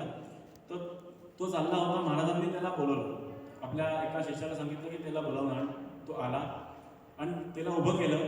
इकडे हे 2 ब्राह्मण बसलेले होते. महाराजांनी त्याला उभं केलं आणि आपल्या एका शिष्याला सांगितलं की इथे 7 रेषा अशा ओढ. आणि त्याच्यासमोर तो जो शूद्र उभा होता त्याला सांगितलं की इथे 7 रेषा अशा ओढायच्या आणि एक एक रेषा जी आहे ती लांबायची आणि ती लांबून माझ्या जवळ येईल. तर तो तिकडे होता तेव्हा शूद्र होता, त्यांनी एक रेषा लांबली. तेव्हा त्याला विचारलं की तू कोण आहे? तेव्हा तो म्हणला की मी क्षत्रिय. मग दुसऱ्या याच्यामध्ये त्याला विचारलं, तो म्हणे मी वैश्य आहे. मग मी ब्राह्मण आहे. त्यानंतर मग त्याला विचारलं, तो म्हणे मी कर्मकांडी ब्राह्मण आहे. आणि जेव्हा तो 7व्या रेषामध्ये आला, 7व्या रेषा पार करून जेव्हा तो आला तेव्हा त्याला विचारलं की तू आता कोण आहे? तेव्हा त्यांनी सांगितलं की मी चतुर्वेदी कर्मकांडी ब्राह्मण आहे. तर तेव्हा त्याला सांगितलं की तू आता हे जे दोघं ब्राह्मण बसले यांच्याशी वाद कर. तर तो वाद करू लागला आणि त्यानंतर ते दोघं जे ब्राह्मण होते त्या दोघांची जी डिबेट झाली, त्या डिबेटमध्ये ते दोघं जे ब्राह्मण होते ते हारले आणि ते महाराजांना शरण गेले. त्यांनी महाराजांना माफी मागितली की आमचं चुकलं. आता हा जो शूद्र होता याची गोष्ट ही होती की हा 7 जन्म आधी चतुर्वेदी कर्मकांडी ब्राह्मण होता. त्याला महाराजांनी 7 रेषा ओढून काढून म्हणजे 7 जन्म आधी त्याला नेऊन त्याच्याशी त्या ब्राह्मणांकडून घेतलं. आता ते ब्राह्मण तर गेले, पण हा जो शूद्र होता हा म्हणला की आता मी वेदवाडी ब्राह्मण आहे, तर मला वेदवाडी ब्राह्मणच राहू द्या आणि मला आता मी याच मार्गावर तुमची सेवा करेन. तर महाराज म्हणे की नाही, तुला परत तुझं जे कार्य आहे, तुझं जे निगडीत तुझे जे कार्य आहे तेच तुला करायचं आहे. महाराजांनी आपल्या कमंडलूबंद तीर्थ घेऊन त्याच्यावर शिंपडलं. तो परत त्या स्वरूपामध्ये अंतस्वरूपामध्ये येऊन परत तो आपल्या परिवाराबरोबर चालत गेला. तर हरी विप्रमद अंत्यजहात रक्षो भक्त त्रिविक्रमतात, म्हणजे हरी विप्रमद अंत्यजहात, मद म्हणजे घमंड, त्यांचा गर्व, अंत्यज म्हणजे अंत्यजाच्या हातून त्या ब्राह्मणांचा जो गर्व होता तो हरला आणि रक्षो भक्त त्रिविक्रमतात अशा प्रकारे आपल्या जे त्रिविक्रम भारती होते त्यांची रक्षा केली. निमेष मात्रे तंतुक एक पहुचाडे श्री शैल्ये ते. 31वा श्लोक आहे. निमेष मात्र तंतुक एक म्हणजे महाशिवरात्रीच्या दिवशी एक तंतुक होता, एक विणकर होता. तो आपल्या कामामध्ये खूप मग्न होता. त्याच्या आईवडिलांनी त्याला सांगितलं की आपल्याला श्रीशैल्य जे आहे मल्लिकार्जुन तिथे दर्शनाला जायचं आहे आणि तो आपल्या आईवडिलांबरोबर न जाता आपल्या कामामध्येच मग्न होता आणि महाराजांचा भक्त होता. तो आपल्या कामामध्ये इतका मग्न झाला की त्याला हे कळलंच नाही की आपले आईवडील चालले गेलेले आहे, बाकी सगळी गावातले लोक चालले गेलेले आहे, पण तो इच्छा असून पण जाऊ नाही शकला. आणि जेव्हा तो महाराजांना भेटला तर महाराजांनी त्याला विचारलं की काय झालं. तो म्हणला की आज मला श्रीशैल्याला जायचं होतं, पण काही कारणाने नाही जाऊ शकलो मी आणि आता तुमचे दर्शन मी केले आहे, तर मी आता हे मानतो की मी श्रीशैल्याचे दर्शन केलेलं आहे. असं करून तर महाराज त्याला म्हणले की तू डोळे बंद कर. त्यांनी डोळे बंद केले. योग मार्गाने महाराज त्याला श्रीशैल्याला घेऊन गेले. बस 2 क्षणांनीच महाराजांनी त्याला सांगितलं की डोळे उघड. त्यांनी जसेच डोळे उघडले तर तो श्रीशैल्य मल्लिकार्जुन तिथे होता. त्यांनी महाराजांबरोबर तिथे पूजा केली आणि जे मल्लिकार्जुन शिवलिंग होतं त्याला तिथे नरसिंह सरस्वती स्वामी महाराज स्वतः दिसले आणि त्याच्या आईवडिलांनी त्याला तिथे पाहिलं. त्याला हे पाहिलं आईवडिलांनी की हा इथे आहे आणि त्यानंतर जेव्हा तो परत योग मार्गाने तो येऊन गेला, म्हणजे यांच्या आधी पोचून गेला आणि यांच्या आधी परत इथे येऊन गेला. तर इथे आल्यानंतर त्यांनी जे गावातील लोक त्यांना सांगितलं की मी पण जाऊन आलो श्रीशैल्याला. तेव्हा सगळे लोक ते टिंग करायला लागले की नाही, असं हे तर शक्यच नाही आहे, कारण की आम्ही लोक तर गेलो होतो पण तू दिसला नाही. पण तिथे त्यांच्या आईवडिलांनी सांगितलं की नाही, हा तिथे होता, आम्हाला दिसला होता. तर महाराजांनी आपल्या योग मार्गाने त्याला तिथे नेलं, त्याचं कल्याण केलं. तर निमेष मात्रे तंतुक एक पहुचाड्यो श्री शैल्य दे, एकी साथे 8 स्वरूप धरी देव बहुरूप अरूप. दिवाळीच्या दिवशी एकदा महाराज जेव्हा गाणगापूरला मठामध्ये होते तेव्हा 7 गावातले 7 वेगळ्या गावातले लोक आले आणि त्यांनी महाराजांना प्रार्थना केली की यावर्षी दिवाळीला लक्ष्मीपूजनाच्या वेळेस तुम्ही पण आमच्या घरी या, तुम्ही आमच्या इथे या, म्हणजे आमच्या गावाला या, म्हणजे आम्ही लक्ष्मीनारायणाची पूजा बरोबर करू शकू. तर महाराजांनी सांगितलं, प्रत्येकाला बोलवलं वेगळं वेगळं आणि त्याच्या कानात सांगितलं की मी यावेळेस दिवाळीला तुमच्याकडे येईल. आणि प्रत्येक जो भक्त होता तो आनंदी झाला की चला ठीक आहे, मी म्हणजे महाराज आपल्याकडे येतील, आनंद झाला त्यांना. आणि जे मठातले लोक होते, जे मठामध्ये गाणगापूरला मठामध्ये जे लोक होते त्यांना पण महाराजांनी सांगितलं की मी दिवाळीला इथेच राहणार आहे. असं करून ते सगळे भक्त आपल्याकडे चालले गेले. आणि दिवाळीची जेव्हा संध्याकाळ आली, लक्ष्मीपूजनाची जेव्हा वेळ आली, तर महाराज एकाच वेळेस त्या 7 ठिकाणी 7 वेगवेगळ्या गावांमध्ये उपस्थित होते आणि गाणगापूरला मठामध्ये सुद्धा जे भक्त होते त्यांनी महाराजांची पूजा केली. आता दिवाळी झाल्यानंतर 10 दिवसांनी जेव्हा सगळे भक्त आले, सगळे खूप आनंदित होते आणि सगळे एकामेकाला म्हणजे असं करत होते की पहा आमचं किती भाग्य आहे की महाराज आमच्याकडे होते यावेळेस दिवाळीला. प्रत्येक भक्त हेच म्हणत होता की महाराज आमच्याकडे होते, महाराज आमच्याकडे होते. आणि जे मठातले होते ते मठातले म्हणत होते की यावेळेस तर महाराजांनी दिवाळी आमच्याकडे गेली.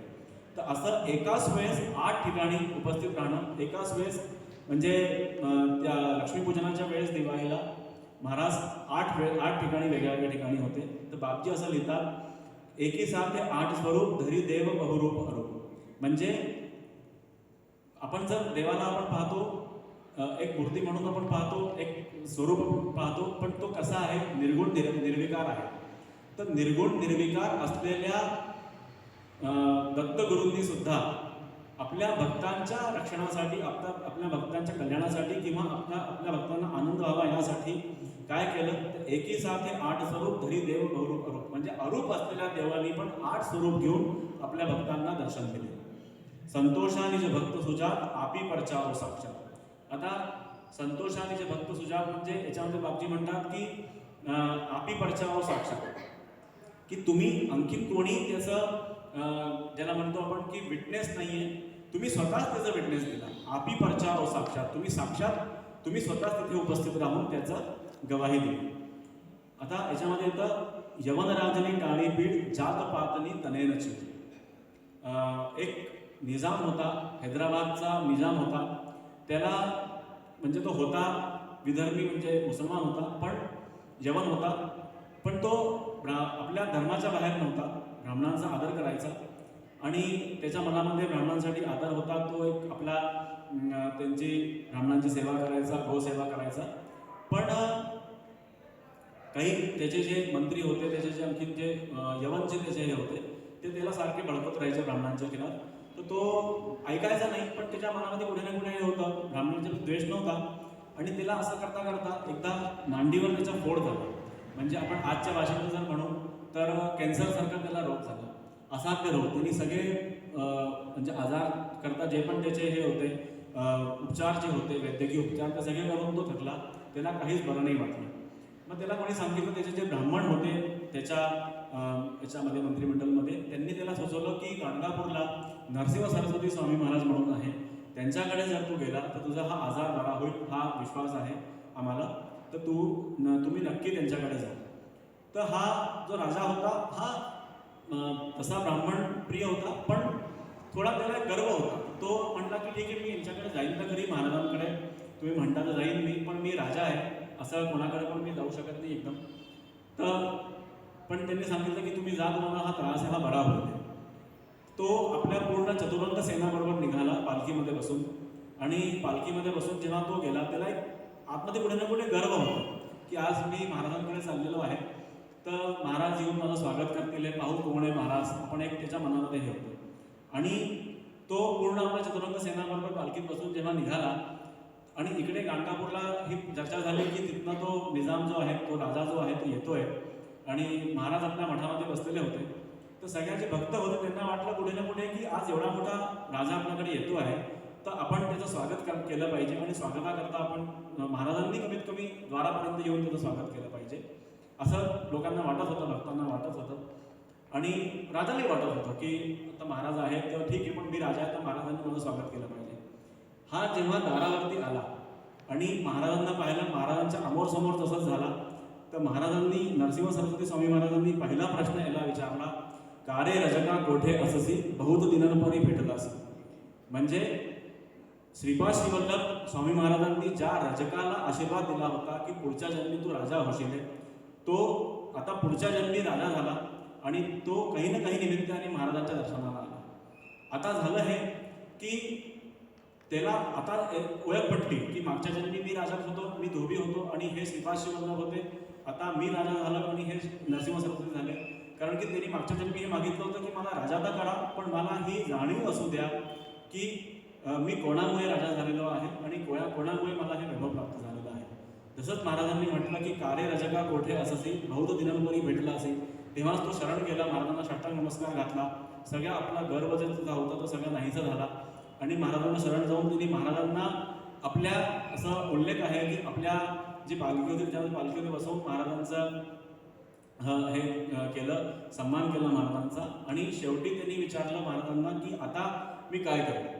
तर महाराज म्हणले की आता हे सगळं सोड, आपलं हे जे तुझं राज्य आहे, तुझं हे जे राजपाट आहे, हे सगळे आपल्या मुलाबाळांना सोपून माझ्याबरोबर चल. तर त्यांनी सगळे करून महाराजांबरोबर तो म्हणजे महाराजांनी जेव्हा श्रीशैल्य गमन केलं तेव्हा तो महाराजांबरोबर होता असा उल्लेख आहे. तर यवन राजनी टाळीबीड जात पातनी तने नशीब, कारण की तो विधर्मी होता, ब्राह्मण नसताना पण महाराजांनी त्याचं कल्याण केलं. म्हणून बापजी लिहितात जात पातनी तने नचीड, रामकृष्ण रूप येते एम तिधी लीला ओकैते.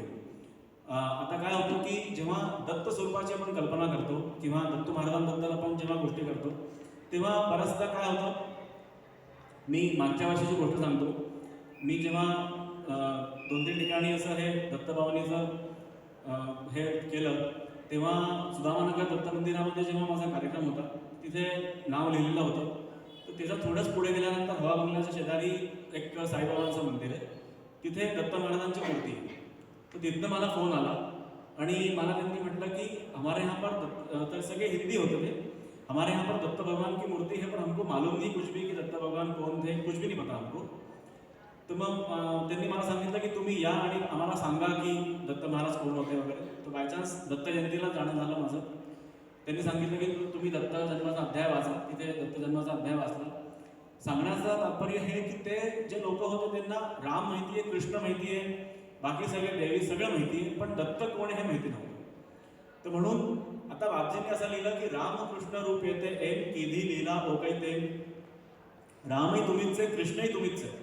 आता एखादा व्यक्ती आहे जो दत्त महाराजांना नाही ओळखत किंवा त्याला असं वाटतं की हे त्रिमुखी काय स्वरूप आहे असं त्याला वाटतं. तुम्ही रामाची भक्ती केली किंवा कृष्णाची भक्ती केली, कोणाचीही भक्ती केली तर ती दत्त महाराजांपर्यंत पोहोचेल असं बापजी म्हणतात. रामकृष्ण रूप येते एम किधी लीला ओकैते, तुम्ही राम जेव्हा होता, तुम्ही जेव्हा कृष्ण होता तेव्हा तुम्ही किती लीला केल्या. तर ताऱ्या पत्थर गणिका व्याध पशुपंखी पण तुझने साथ. म्हणून बापजी लिहितात ताऱ्या पत्थर म्हणजे अहिल्या होती जी फक्त आपण जसं काल पाहिलं की रामचंद्रांच्या केवळ चरण धूलनी एक जे पाषाण होतं ते अहिल्या म्हणून हे झालं. तर ताऱ्या पत्थर गणिका व्याध, गणिका आणखी यांची जे कथा आहे ते भागवतामध्ये येतात. आणि पशुपंखी पण तुझने साथ, राम अवतार होता तेव्हा मारुती, जामवंत असे पशुपंखी जे होते ते सगळे तुमच्याबरोबर होते. तर म्हणून बापजी लिहितात ताऱ्या पत्थर गणिका व्याध पशुपंखी पण तुझे साथ, अधम उदाहरण तारुनाम गाता सरेन शाशाका. आता बापजी म्हणतात की दत्त महाराजांचं जे नाव आहे, दत्त महाराजांचं जे लीला आहे ती इतकी अगाध आहे की अधमाहून अधम असेल त्याला सुद्धा तारणार आहे. म्हणजे आपण पाहतो गजेंद्राची आकांतासी कैसा पावला ऋषिकेशी, प्रल्हादाची भावार्थार्थी स्तंभातुनी प्रकटला. म्हणजे जेव्हा विनवणी करू देवाकडे तेव्हा देव कल्याण करतो आणि रक्षण करतो आपल्या भक्तांचं.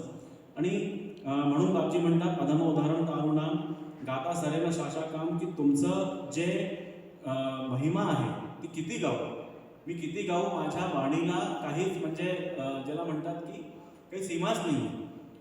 माझी या कथेची या वेळी नाम गरजोन वाजवे टाळी, मी भगवान तयाची पायाधुळी माथा घेऊनही नाचत असे. जो मन नामी विश्वासला तो जरी सप्तसागरी बुडाला, मत्स्य होऊन काढीन त्याला भक्त माझा म्हणून, असं श्रीमद भागवतमध्ये भगवंत म्हणतात. आणि म्हणजे जर माझा भक्त आहे तो कितीही अधमाहून अधम असेल, तो म्हणजे सप्त पाताळामध्ये जरी गेला तरी मी मछली होऊन जाईल, मत्स्य होऊन जाईल आणि त्याला काढून आणेल, कारण तो माझा भक्त आहे. तर आधी व्याधी उपाधी सर्व टळे स्मरण मात्र देश. तर बापजी म्हणतात की आधी म्हणजे जी मनाला लागते ती आधी, जी शरीराला होती ती व्याधी, आणि आपण जे आपल्याबरोबर लावून घेतो ती उपाधी. म्हणजे आपल्याला असं वाटतं की कोणी माझा सन्मान करावा, मला कोणी काही नाव द्यावं, मला कोणी काही माझी जय जयकार करावी. तर हे जे मला वाटतंय हे उपाधी आहे. माझ्या शरीराला जर काही झालेली आहे तर ती व्याधी आहे, आणि मनाला झालेली आहे, मी मनामध्ये काही मत्सर घेऊन बसलेलो आहे तर ती आधी. पण दत्त महाराजांचं जे नाव आहे ते नाव घेऊन काय होतं, त्यांचं स्मरण घेऊन काय, त्यांचं फक्त स्मरण मात्र संतुष्ट आहे. स्मरण केल्याने काय होतं, आधी व्याधी उपाधी सर्व टळे स्मरण मात्र अधीश्वर. मूठ चोट ना लागे जाण पामे नर स्मरणे निर्वाण. आता आत्तापर्यंत आपण सगळ्या या गोष्टी पाहिल्या, कथा पाहिल्या दत्त महाराजांच्या, श्रीपाद वल्लभ महाराजांच्या आणि नरसिंह सरस्वती महाराजांच्या. आता आपण याच्यामध्ये याला म्हणतो फलश्रुती किंवा दत्तबावनी वाचल्याने काय होतं ते आपण आता पाहू. जसं आपण पाहिलं अदम उदाहरण नाम, तसंच मूठ चोटना लागे जाण पामे नर स्मरणे निर्वाण डाकण शाकण भैसासूर भूत पिशाचो जंद असो. म्हणजे हे सगळे एक ज्याला म्हणतो आपण काळी विद्या किंवा ब्लॅक मॅजिक हा जो प्रकार असतो, याचे प्रकार हे सगळे हे मूठ चोट डाकण शाकण भूत पिशाच असुर जंद हे सगळे जे आहे, म्हणजे आपण जर म्हणतो जिन्न वगैरे हे जे आहे, हे कोणत्याही प्रकारची जर बाधा असली तर मूठ चोट ना लागे जाण पामे नर स्मरणे निर्वाण डाकण शाकण भैसासूर भूत पिशाचो जंद असुर नासे मोठी दैने तूर्त दत्त धून सांभाळता मूर्त.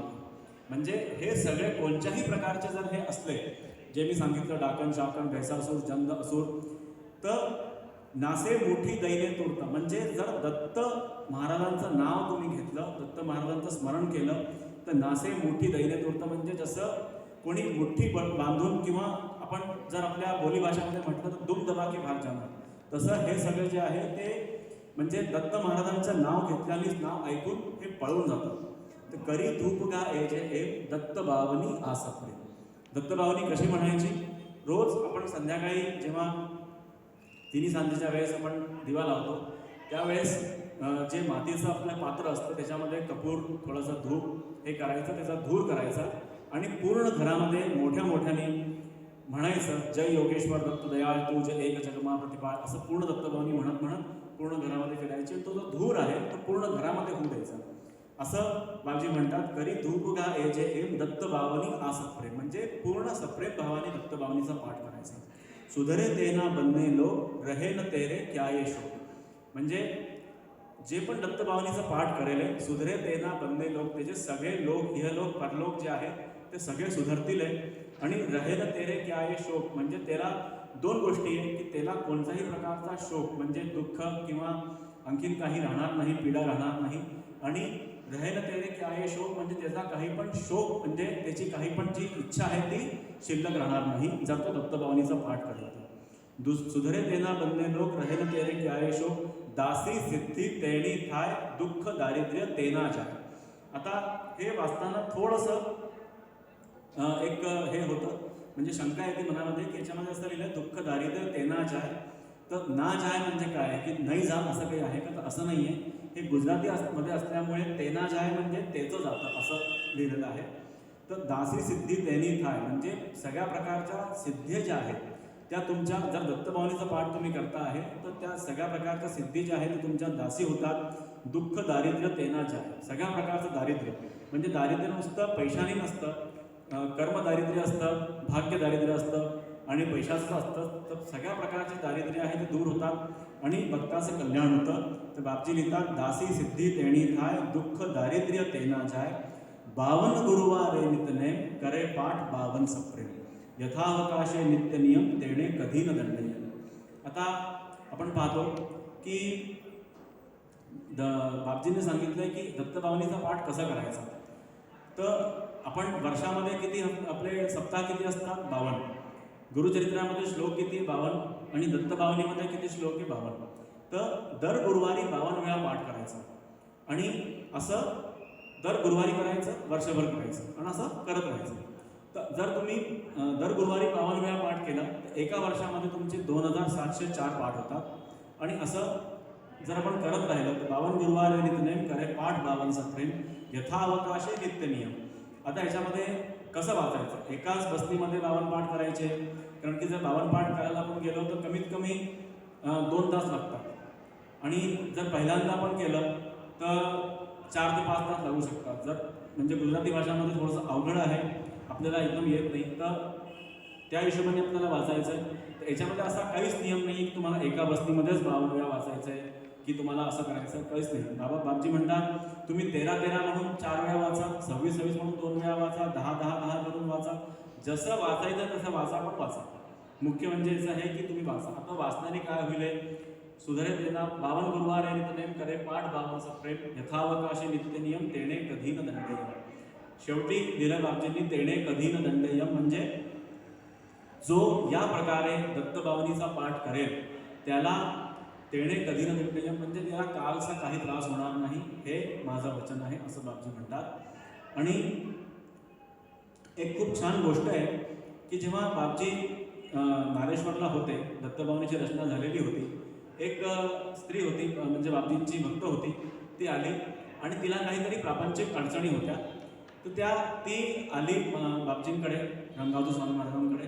त्यांनी सांगितलं, तर गावातली होती ती बाई. तिला बापजींनी सांगितलं की तू दत्तबावनी 52 वेळा म्हण आणि असं 52 गुरुवार कर, तुझं काम होईल, असं महाराजांनी सांगितलं. तिचा विश्वास होता बापजींवर, तर ती गेली.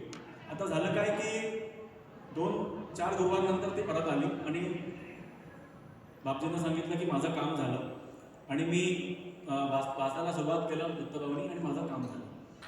तर त्यांनी असंच विचारलं रंगावतो स्वामी महाराजांनी की तुला किती वेळ लागला वाचायला, तर ती म्हणली 5 मिनिटं. तर सगळे जे तिथे बसलेले होते आणखीन भक्त, ते थोडंसं तिचं म्हणजे हे करायला लागले की आम्ही वाचतो दत्तबावनी, तर आम्हाला 2 तास लागतात, कमीत कमी 2 ते 2.5 तास लागतात, आणि तू 5 मिनिटात वाचलं म्हणजे तू हे काय केलं. बापजींनी आपल्या म्हणजे अंतरशक्तींनी हे जाणून घेतलं की तिने काय केलेलं आहे. मग त्यांनी तिला सांगितलं की तू यांना सांग, जे बसलेले आहे तू यांना सांग की कसं वाचलं तू. तर तिने सांगितलं की मी दर गुरुवारी बसते आणि दत्तबावनी दत्तबावनी दत्तबावनी दत्तबावनी दत्तबावनी दत्तबावनी असं 52 वेळा म्हणतो. तर तेव्हा बापजींना वाटलं की नुसतं दत्तबावनी दत्तबावनी दत्तबावनी हेच 52 वेळा म्हटल्यावरती हिचं कल्याण झालं, हिचं कार्य झालं. तर जी दत्तबावनी आहे खरंच 52 श्लोकांची, ती जर म्हटली 52 वेळा तर काय होईल. आणि म्हणून आपल्यासमोर बापजींनी उदाहरण दिलेलं आहे की जसं मी सांगितलं की त्यांनी स्वतःनी खूप खडतर साधना केली, उपासना केली आणि दत्त महाराज प्रकट झाले. बापजी पुढे लिहितात, अनेक रूपे एज अभंग भजता नडेन माया रंग. म्हणजे जी दत्तबावनी आहे ती आपण वेगळ्या वेगळ्या अभंगामध्ये, वेगळ्या वेगळ्या रागामध्ये म्हणू शकतो. आणि असं रिसर्च झालेलं आहे की प्रत्येक रागामध्ये किंवा वेगळ्या वेगळ्या रागांमध्ये दत्तबावनी म्हटल्याने कोणते रोग बरे होतात याच्यावरती सुद्धा शोध चाललेला आहे. आणि भजता नडेन माया रंग म्हणजे जर तुम्ही दत्तबावनी म्हणताय, दत्तबावनीचा पाठ तुम्ही करताय, तर कोणत्याही प्रकारची मायाचा रंग तुमच्यावरती नाही चढणार, असं बापजी म्हणतात. सहस्त्र नामे नामी एक दत्त दिगंबर असंग छेद. जेव्हा आपण विष्णू सहस्त्रनाम म्हणतो, आता विष्णू सहस्त्रनाम म्हणायला आपल्याला वेळ नाही आहे, तर आपण काय म्हणतो, ओम विष्णवे नमः. तर असं म्हणतात की ओम विष्णवे नमः जर म्हटलं तरी विष्णू सहस्त्रनाम म्हणायचा आपल्याला पुण्य लागतो. किंवा राम रामेती रामेती रामे रामे मनोरमे सहस्त्रनाम तत्तिर्गम राम नाम वरदानी. म्हणजे फक्त जर रामाचं फक्त श्रीराम जयराम जयराम म्हटलं तरी पण सहस्त्रनामाच्या बरोबर आहे. तसंच बापजी म्हणतात, सहस्त्रनामे नामी एक दत्त दिगंबर असंग छेद. फक्त तुम्ही जर दिगंबरा दिगंबरा श्रीपाद वल्लभ दिगंबरा अवधूत चिंतन श्री गुरुदेव दत्त एवढं जरी म्हटलं तरी तुमचं कल्याण होईल, तुमचं कार्य होईल. मला इथे सांगायला आवडेल की नरसिंहवाडीचे कीर्तनकार आहेत विवेक बुवा गोखले, जे माझे मार्गदर्शक म्हणून आहे, ज्यांच्याच प्रेरणेने मी दत्तबावनी वाचायला सुरुवात केली. आणि दत्तबावनीचं हे सद्गुरू श्री अण्णा महाराजांच्या आशीर्वादाने आणि विवेकदादांच्या मार्गदर्शनमध्ये मी दत्तबावनी वाचणं सुरू केलं. तर आज आपल्या म्हणजे फक्त आपल्या देशामध्येच नाही, तर त्यांच्या सांगण्यावरून, त्यांच्या म्हणजे मार्गदर्शनामध्ये इतर देशातले लोकसुद्धा आज कमीत कमी 500 लोक दत्तबावनी दर गुरुवारी वाचतात आणि त्यांना वेगवेगळे अनुभव येऊन राहिलेले आहेत. तर मी आजच्या या 3 दिवसाच्या आपलं जे आहे त्याच्या माध्यमाने फक्त हेच सांगणे इच्छुक आहोत की जे आपल्याला दिलेलं आहे दत्तबावनीचं पत्रक, त्याची फोटोकॉपी करून आपल्या नातेवाईकांना वाटा, सगळ्यांना द्या. आणि दत्तभावनीचा जेवढा जास्तीत जास्त प्रचार प्रसार होऊ शकेल तेवढा जास्तीत जास्त प्रचार प्रसार करा. आणि दत्तभावनी स्वतः पण वाचा. आधी 1 वेळा वाचा, मग 3 वेळा वाचा, 5 वेळा वाचा, 7 वेळा वाचा, 13 वेळा वाचा आणि मग गुरुवारी 52 वेळा वाचणं सुरू करा. असं करत करत करत करत आपलं जे सातत्याने केलं तर आपल्याला त्याचं फळ नक्कीच मिळेल. हा बापजींनी दिलेला आश्वासन आहे. आणि जसं मी काल सांगितलं होतं की या दत्तभावनीवरती स्वतः दत्त महाराजांचा शिक्कामोर्तब झालेला आहे. याचा दत्त महाराजांचा आशीर्वाद मिळालेला आहे. तर बापजी म्हणतात पुढे, वंदू तुझने वारंवार वेद श्वास तारा निर्धार. म्हणजे रंगातू स्वामी महाराज म्हणतात वंदू तुझने वारंवार, म्हणजे हे दत्त महाराजांना वारंवार वंदन आहे, कोटी कोटी वंदन आहे, सहस्त्र लक्ष कोटी कोटी वंदन करतो. वंदू तुझने वारंवार वेद श्वास तारा निर्धार. माझा हा निर्धार आहे की जे 4 वेद आहेत ते तुमच्या श्वासातून निघालेले आहे. वेद श्वास तारा निर्धार, ठाके वर्णव ताजा शेष, कौण रांकहू बहुकृत वेश. दत्त महाराजांची जी लीला आहे ती इतकी अगाध आहे की ज्या शेष शय्यावरती स्वयं भगवान श्रीहरी विष्णू विराजमान आहे, तो शेष ज्याच्यावरती पूर्ण पृथ्वी टिकलेली आहे, तो शेष जरी दत्त महाराजांची स्तुती करेल तर तो स्तुती करता करता तो शेष सुद्धा थकून जाईल. तरी तुमची जी स्तुती आहे, तुमची जी लीला आहे ती पूर्ण होणार नाही, एवढी अगाध तुमची महिमा आहे. थाके वर्णवत आजा शेष, कोण रांकहू बहुकृत वेश, अनुभव तृप्ती नो उद्गार, सुणी हसे ते खाशे मा. आता बापजी म्हणतात की दत्तभावनी म्हणताना किंवा दत्त महाराजांच्या कृपेने, दत्त महाराजांच्या आशीर्वादाने तुम्हाला बरेच अनुभव येतील आणि बरेच अनुभव येतील, बरेच काही तुमच्याबरोबर अशा घटना घडतील.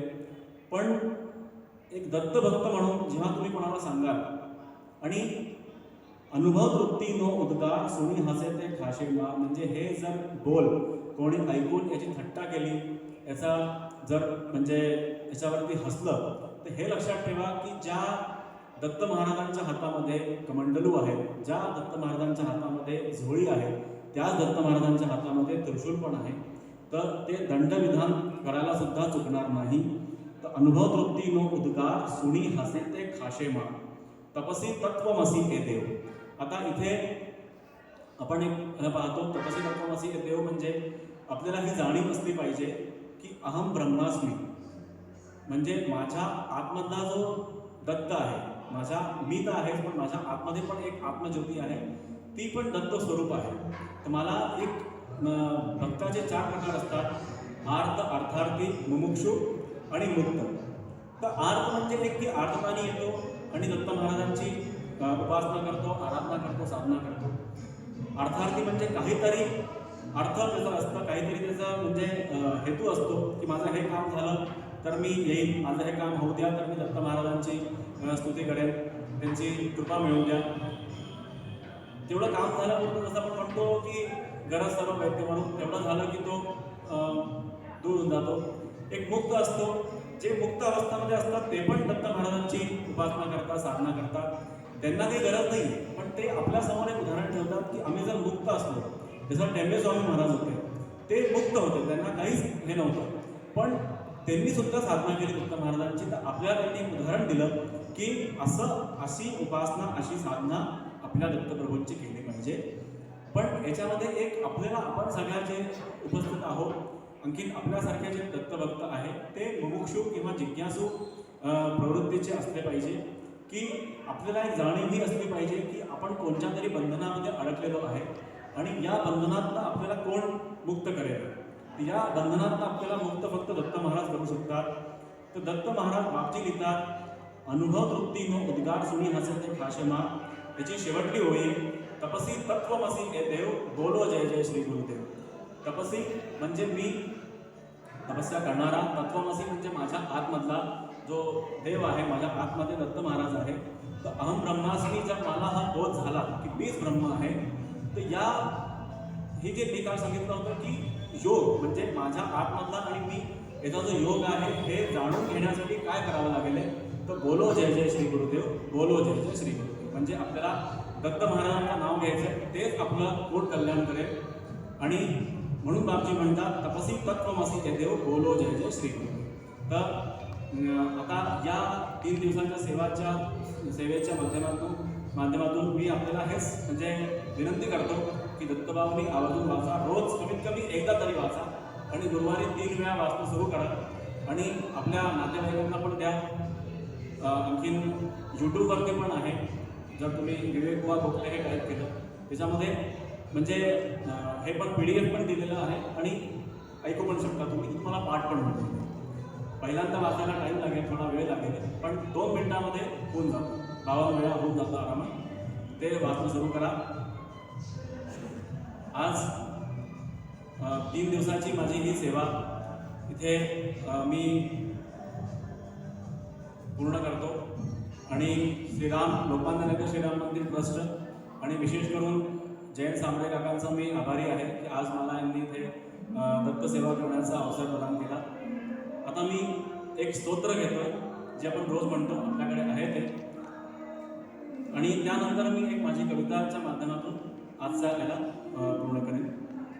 अवधूत चिंतन श्री गुरुदेव दत्त, जगत वंदे अवधूत दिगंबर दत्तात्रय गुरु तुम्हीच ना, अनन्य भावे शरणागत मी भय वारण तुम्हीच ना, कार्तिवीर्य यदु परशुराम ही प्रबोधिले गुरु तुम्हीच ना, स्वामी जनार्दन एकनाथ ही कृतार्थ केले तुम्हीच ना, नवनारायण सनात करुणी धर्म कथियला तुम्हीच ना, मध्येंद्रियादी प्रवृत्त करुणी जन उद्धरिले तुम्हीच ना, दासोपंता घरी रंगले परमानंदे तुम्हीच ना, नाथ सदनीचे चोपदार ही श्री गुरुदत्ता तुम्हीच ना, युगायुगी निज भक्त रक्षणा अवतरता गुरु तुम्हीच ना, बालोन्मत्त पिशाच वृत्ती धारण करता तुम्हीच ना, जगत वंदे अवधूत दिगंबर दत्तात्रय गुरु तुम्हीच ना, अनन्य भावे शरणागत मी भय वारण तुम्हीच ना,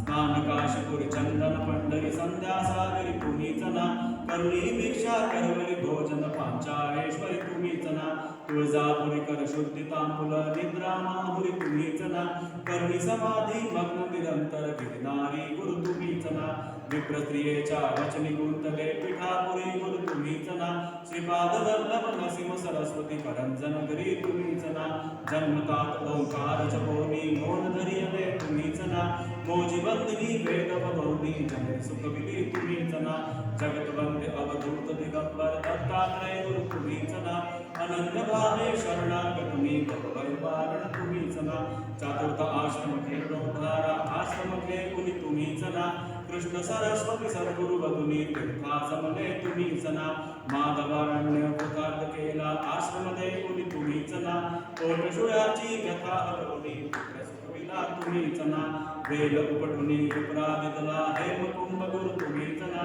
तस्कर वदुनी विप्र रक्षिला तुम्हीच ना, विप्रस्त्रियेचा पुत्र उठविला निष्ठा देखुनी तुम्हीच ना, इंद्रजीव वेद पाठी केला करुणी तुम्हीच ना, जगत वंदे अवधूत दिगंबर दत्तात्रय गुरु तुम्हीच ना, अनन्य भावे शरणागत मी भय वारण तुम्हीच ना, वाडी नरसिंह औदुंबर ही वास्तव्य करुणी तुम्हीच ना, भीम अमरजा संगमी आले गाणगापुरी गुरु तुम्हीच ना, ब्राह्म मुहूर्ते संगम स्थानी अनुष्ठानी रत तुम्हीच ना, करुणी भिक्षा ग्रामी राहता माध्यानी मठ तुम्हीच ना, ब्रह्म राक्षसा मोक्ष देहुनी उद्धरिले गुरु तुम्हीच ना, वांज महिषी दुर्मित फुलवित शुष्क काष्ट गुरु तुम्हीच ना, नंदी नामा पुष्टी केला दिव्य देह गुरु तुम्हीच ना, त्रिविक्रमा विश्वरूप दाविले कुमशी ग्रामी तुम्हीच ना, जगत वंदे अवधूत दिगंबर दत्तात्रय गुरु तुम्हीच ना,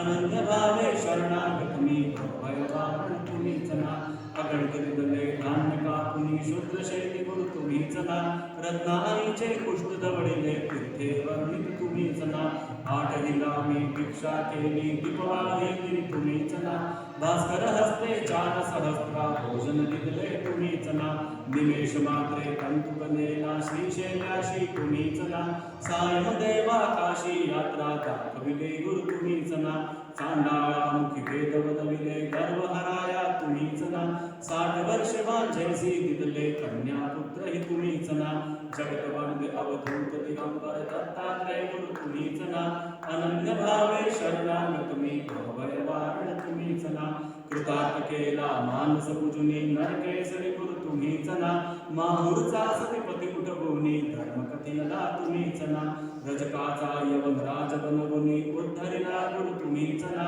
अनन्य भावे भजता सेवक करतील बदले तुम्हीच ना कर्दईवनीचा पाहणा करुणी गाणगापुरी गुरु तुम्हीच ना निर्गुण पादुका दृश्य ठेवुनी गुप्त स्वामी पटे तुम्हीच ना तिचा दास मूड परी अंगिकारिला तुम्हीच ना आत्मचिंतनी रमला निशितिनी दीनानाथ गुरु तुम्हीच ना जगत वंदे अवधूत दिगंबर दत्तात्रय गुरु तुम्हीच ना अनन्य भावे शरणागत मी भवभय वारण तुम्हीच ना भवभय वारण तुम्हीच ना भवभय वारण तुम्हीच ना अवधूत चिंतन श्री गुरुदेव दत्त. आता आपण सर्व उपस्थित दत्त भक्तांकडून आणि दत्त जयंतीच्या उपलक्षमध्ये दत्त महाराजांना मी एक आपल्या छोट्याशा कविताच्या माध्यमाने आपल्या सर्व दत्त भक्तांची मागणी मागतो आहे. जब कभी अज्ञान का अंधकार मुझ पर हावी होने लगे, जब कभी अज्ञान का अंधकार मुझ पर हावी होने लगे, जब कभी कुविचार मेरे मन मस्तिष्क को सताने लगे, जब कभी कुविचार मेरे मन मस्तिष्क को सताने लगे, जब आशा विश्वास संकल्प मुझे छोड़कर जाने लगे, जब आशा विश्वास संकल्प मुझे छोड़कर जाने लगे, जब निराशा का भय मुझे दिन रात डराने लगे, जब निराशा का भय मुझे दिन रात डराने लगे, जब मान लूँ मैं हार इस संसार की लड़ाई में, जब मान लूँ मैं हार इस संसार की लड़ाई में, जब गिरने लगूँ मैं है ईश्वर तिरस्कार की खाई में, जब गिरने लगूँ मैं है ईश्वर तिरस्कार की खाई में, जब खुद को मिटाने के सिवा कोई मार्ग शेष ना रह जाए, जब खुद को मिटाने के सिवा कोई मार्ग शेष ना रह जाए, जब मेरे हौसलों का आशियाना बनकर तिनका बह जाए, जब मेरे हौसलों का आशियाना बनकर तिनका बह जाए, उस दिन मैं दोनों हाथ फैलाकर श्रद्धा से आपको बुलाऊंगा, उस दिन मैं दोनों हाथ फैलाकर श्रद्धा से आपको बुलाऊंगा, आप पहचान लेना मुझको, मैं उस दिन श्री दत्त दत्त पुकारूंगा, आप पहचान लेना मुझको, मैं उस दिन मैं श्री दत्त दत्त पुकारूंगा. अवधूत चिंतन श्री गुरुदेव दत्त. श्रीपाद श्री वल्लभ श्रीमंत नृसिंह सरस्वती स्वामी महाराज की जय. श्रीमद वासुदेवानंद सरस्वती टेम्बे स्वामी महाराज की जय. श्रीमद रंगाभूत स्वामी महाराज की जय. समर्थ सद्गुरु श्री नाना महाराज